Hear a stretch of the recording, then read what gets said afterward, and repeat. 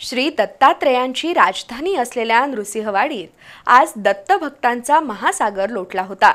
मार्गशीर्ष महिना आणि दत्त जयंती असा दुहेरी संगम साधत नृसिंहवाडीमध्ये हजारो भाविकांनी श्री दत्तात्रेयांचं दर्शन घेतलं।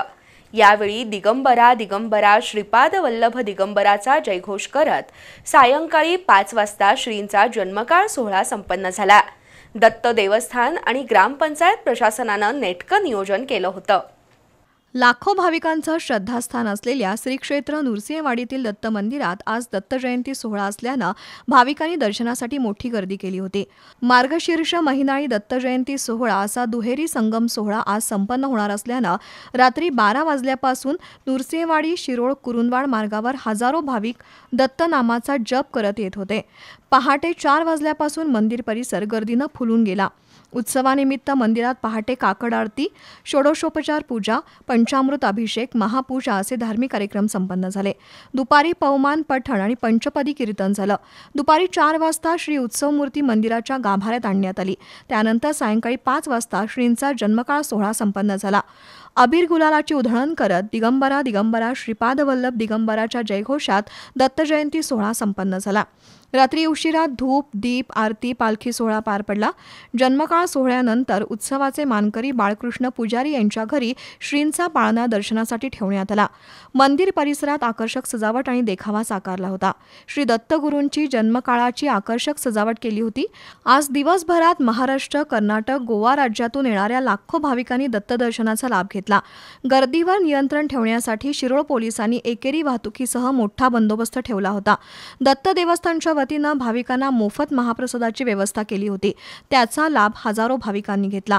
ग्रामपंचायतीच्या वतीनं भाविकांसाठी पार्किंग व्यवस्था, पिण्याच्या पाण्याची सोय केली होती।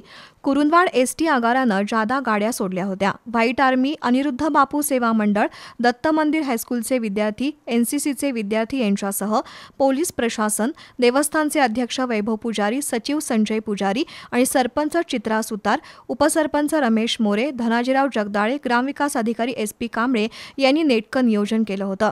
कृष्णा नदी पात्रात अनुचित प्रकार टाळण्यासाठी नावाडी भूषण गावडे, संकेत गावडे यांच्यासह व्हाईट आर्मी, वजीर रेस्क्यू फोर्सचे जवान तैनात करण्यात आले होते। दरम्यान बी भक्ती चॅनेलवरून दत्त जयंती सोहळ्याचं थेट प्रक्षेपण करण्यात आलं। त्याचा लाभ घर बसल्या जिल्ह्यातील लाखो भाविकांनी घेतला। दत्त महाराजांची राजधानी असणाऱ्या नरसिंहवाडी येथे दत्त जयंतीनिमित्त आज भाविकांची मोठी गर्दी झालेली आहे। आता आपण बघू शकताय की मंदिर परिसर हे गर्दीनं फुलून गेलेलं आहे। पहाटे 4 वाजता दत्त दर्शनासाठी मंदिर खुलं करण्यात आलेले आहे। तेव्हापासून दत्त दर्शनासाठी भाविकांनी मोठी गर्दी केली आहे। आज सकाळी धार्मिक कार्यक्रम विधी संपन्न झाल्यानंतरनं सायंकाळी ठीक 5 वाजता श्रींचा जन्मकाळ सोहळा मोठ्या उत्साहात संपन्न झाला। यावेळी मंदिर परिसर गर्दीने फुलून गेले होते। दिगंबरा दिगंबरा दिगंबरा श्रीपाद वल्लभ दिगंबराच्या जयघोषाने भक्तिमय वातावरण निर्माण झाले होते।